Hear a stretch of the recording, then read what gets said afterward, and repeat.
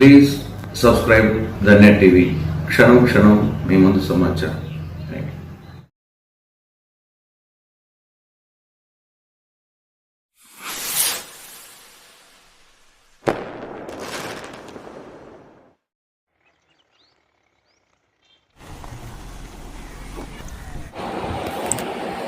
కడప జిల్లా ప్రొద్దుటూరు. దివంగత నేత ప్రొద్దుటూరు సీనియర్ మైనార్టీ నాయకులు వైఎస్ మహమ్మద్ జయంతి సందర్భంగా అన్నదాన కార్యక్రమం.